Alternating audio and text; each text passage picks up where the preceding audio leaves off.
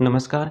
पिछली क्लास में हमने यूनिट स्टार्ट की थी संख्या पद्धति और वहाँ पर हमने प्राकृत संख्याएं, पूर्ण संख्याएं, पूर्णांक संख्याएं और परिमेय संख्याएं इनके बारे में बात की थी। एक बार उनको दोहराते हैं। तो सबसे पहले बात कर लेते हैं एक बार प्राकृत संख्याओं की। तो जब भी हम वस्तुओं को गिनते हैं और गिनने में जो संख्याएं काम आती है उन संख्याओं के संग्रह को कहते हैं प्राकृत संख्याएं। तो 1 2 3 4 5 6 7 इस प्रकार ये आगे तक ये संख्याएं हैं प्राकृत संख्या। और प्राकृत संख्या को प्रदर्शित किया जाता है एन के द्वारा। और प्राकृत संख्याओं के संग्रह में शून्य को शामिल कर दिया जाए तो जो नया संग्रह मिलेगा उस संग्रह को कहते हैं पूर्ण संख्याएं।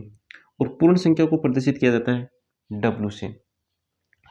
और पूर्ण संख्याओं के संग्रह में यदि ऋणात्मक संख्याएं शामिल कर दी जाए, ऋणात्मक संख्याएं कौन सी? -1, -2, -3 इस प्रकार आगे अनंत तक।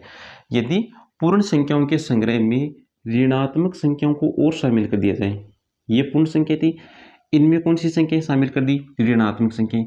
तो हमें ये एक नया संग्रह मिल गया। इस नए संग्रह को कहते हैं पूर्णांक संख्याएं।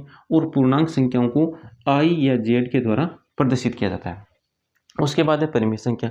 परिमेय संख्या को क्यों के द्वारा तो प्रदर्शित किया जाता है। अब परिमेय संख्याएं होती कौन सी? वे संख्याएं जिन्हें हम p बटा क्यू के रूप में लिख सके, जहां पर क्यू 0 नहीं होगा और p व क्यू पूर्णांक संख्याएं होगी। और आज हम सीखने वाले हैं कोई भी दो परिमेय संख्याओं के बीच परिमेय संख्या ज्ञात करना। तो यहाँ पर उदाहरण दे रखा है कि 1 और 2 के बीच 5 परिमेय संख्याएं लिखिए। तो पहले तो यहाँ पर हमें 1 और 2 के बीच 5 परिमेय संख्या लिखनी है। तो इन दोनों को हम लिख लेंगे परिमेय संख्या के रूप में, अर्थात p बटा क्यू के रूप में। तो 1 को तो लिख लिया 1 बटा 1 और 2 को भी लिख लिया 2 बटा 1। अब क्या करना है? इन दोनों में अंश और हर में 10 से गुणा कर देना है। तो अंश में 10 से गुणा किया तो 1 गुणा 10, हर में भी 10 से गुणा कर दिया 1 गुणा 10। इसी प्रकार इसमें भी 10 से गुणा करेंगे 2 गुणा 10 और 1 गुणा 10। तो ये तो हो गया 10 बटा 10 और ये हो गया 20 बटा 10। अब यहाँ पर हमें ये जो संख्या है 10 बटा 10, इसके अंश में क्या करना है? एक एक बढ़ाते जाना है और वो संख्याएं लिखने दी। वो जो संख्या में प्राप्त होगी वही संख्याएं 1 और 2 के बीच की परिमेय संख्याएं होगी। तो यहाँ पर इसमें 1 बढ़ाया तो ये हो गया 11 और यहाँ पर हर में कोई परिवर्तन नहीं करना है, 11 बटा 10। फिर एक और जोड़ दिया 12 बटा 10, फिर बढ़ा दिया 1 13 बटा 10, फिर बढ़ा 2 14 बटा 10, फिर बढ़ा दिया 15 बटा 10। तो ये जो संख्याएं मिली है वो 1 और 2 के बीच 5 परिमेय संख्याएं है। यहाँ पर हमने 10 से गुणा किया तो हमें परिमेय संख्या मिलेगी 9।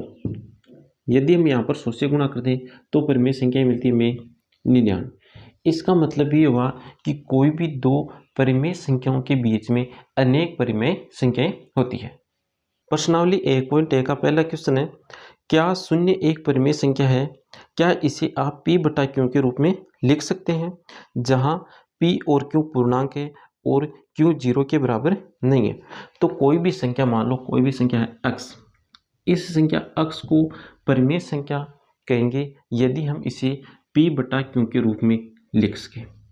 कोई भी संख्या x है, इसे परिमेय संख्या कहेंगे यदि हम इसे p बटा क्यू के रूप में लिख सके, जहां पर q 0 के बराबर नहीं होगा और p व q पूर्णांक संख्या होंगी।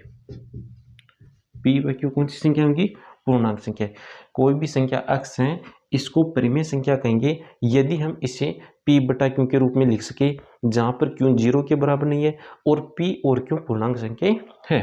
अब यहाँ पर शून्य की बात हो रही है कि शून्य एक परिमेय संख्या है या नहीं। तो शून्य को हम लिख सकते हैं 0 बटा 1। शून्य को क्या लिख दिया? 0 बटा 1। तो ये जो रूप है वो कौन सा रूप हो गया? p बटा क्यू रूप तो हो गया। अब देखना है कि यहाँ पर q 0 नहीं है और p व q कौन सी संख्या है? पूर्णांक संख्या है या नहीं। तो यहाँ पर q p की जगह तो कितना आ रहा है? p की जगह तो आ रहा है 0, q की जगह कितना है? 1। तो यहाँ पर q 0 नहीं है, q 0 नहीं है और p और q देखो कौन सी संख्या है? 0 और 1 पूर्णांक संख्या है। इसका मतलब ये जो शून्य है वो कौन सी संख्या हो गई? परिमेय संख्या। तो अतः शून्य परिमेय संख्या है।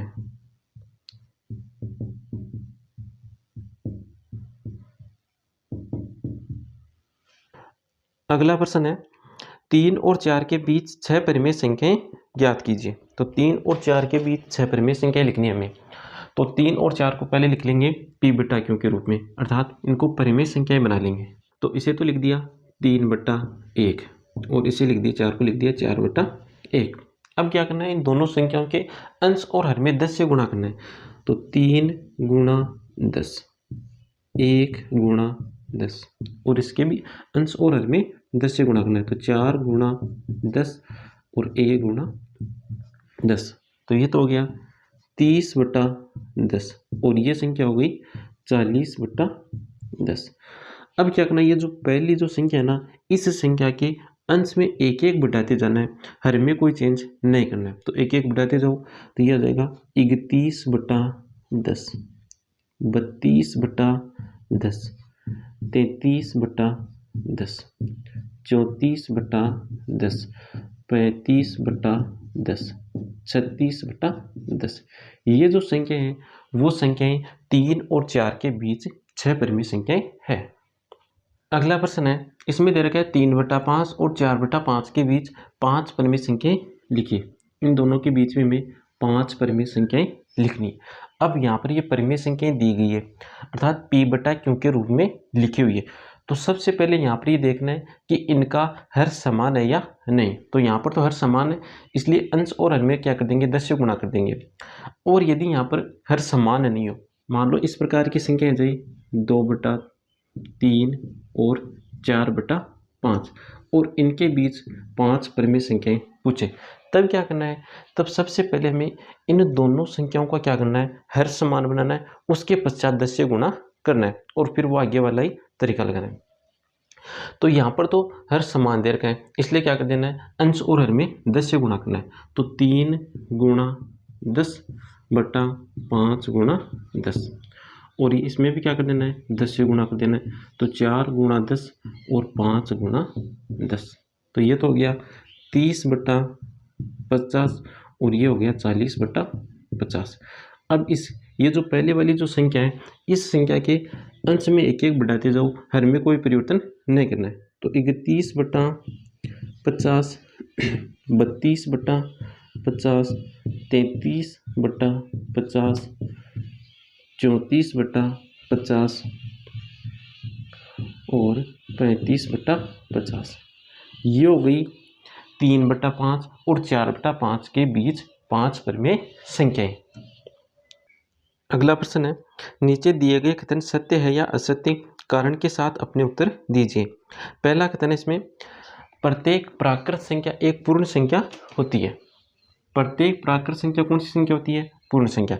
तो प्राकृत संख्या कौन सी होती है, देखो 1 2 3 4 5 6 7 इस प्रकार के अनंत तक, और पूर्ण संख्या होगी 0 1 2 3 4 5 6 7 8 9 10 इस प्रकार के अनंत तक।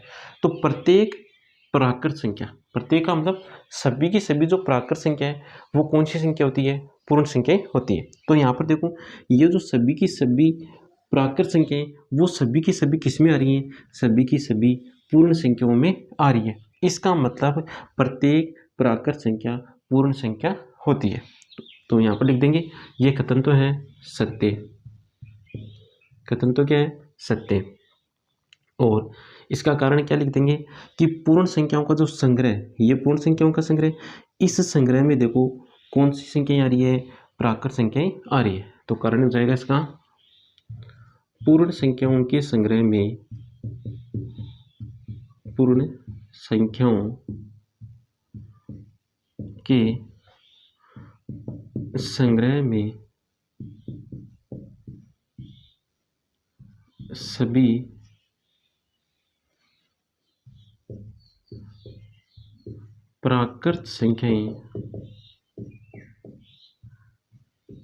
प्राकृत संख्याएं विद्यमान, विद्यमान का मतलब उपस्थित है। ये होगा इसका कारण। अगला कथन है, प्रत्येक पूर्णांक एक पूर्ण संख्या होती है। इस कथन का मतलब है कि सभी की सभी जो पूर्णांक संख्याएं वो कौन सी संख्या है, पूर्ण संख्या, अर्थात सभी की सभी पूर्णांक संख्याएं पूर्ण संख्याओं के संग्रह में आ रही है। ये तो है कथन का मतलब कि सभी की सभी पूर्णांक संख्याएं हैं वो किस में आ रही है, पूर्ण संख्याओं के संग्रह में आ रही है। यह है इस कथन का मतलब। अब देखो कि क्या ये सही है या गलत। तो ये तो है पूर्ण संख्याओं का संग्रह और ये है पूर्णांक संख्याओं का संग्रह। अब देखो कि सभी की सभी पूर्णांक संख्याएं पूर्ण संख्याओं के संग्रह में आ रही है या नहीं आ रही। यदि आ रही है तो खत्म हो जाएगा सत्य, अगर नहीं आ रही तो खत्म हो जाएगा असत्य। तो यहाँ पर ये जो पूर्णांक संख्याओं में ऋणात्मक संख्याएं, वो ऋणात्मक संख्याएं पूर्ण संख्याओं में नहीं आ रही। इसका मतलब सभी की सभी पूर्णांक संख्या इस पूर्ण संख्या में नहीं आ रही। सभी की सभी पूर्णांक संख्याएं किस में नहीं आ रही? पूर्ण संख्याओं के संग्रह में नहीं आ रही। नहीं आ रही तो ये कथन क्या हो गया? असत्य। कथन तो हो गया असत्य। और इसका कारण क्या लिख देंगे? कारण में लिख देंगे ये जो पूर्णांक संख्या में कौन सी संख्या उपस्थित है? ऋणात्मक संख्या। और ऋणात्मक संख्या किस में नहीं आ रही है? पूर्ण संख्याओं में नहीं आ रही। तो कोई भी एक संख्या लिख लेंगे, -1। एक संख्या ले ली -1। -1 पूर्णांक संख्या है, -1 पूर्णांक संख्या है, लेकिन पूर्ण संख्या नहीं है।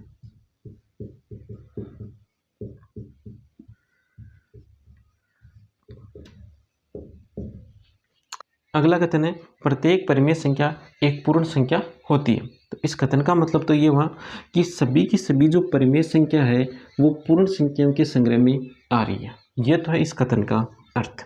अब हम यहाँ से चेक करेंगे कि क्या सभी की सभी परिमेय संख्याएं पूर्ण संख्याओं के संग्रह में आ रही है या नहीं आ रही। यदि सभी की सभी परिमेय संख्याएं पूर्ण संख्याओं के संग्रह में आ रही है तो कथन हो जाएगा सत्य। और यदि एक या एक से ज़्यादा संख्याएं, एक या एक से ज़्यादा परिमेय संख्याएं जो पूर्ण संख्याओं में नहीं आ रही, तब ये कथन हो जाएगा असत्य। तो यहाँ पर संख्या है 5/6। ये संख्या परिमेय संख्या है, लेकिन 5/6 एक पूर्ण संख्या नहीं है। तो एक भी संख्या अगर नहीं मिल रही तो ये कथन क्या हो जाएगा? असत्य।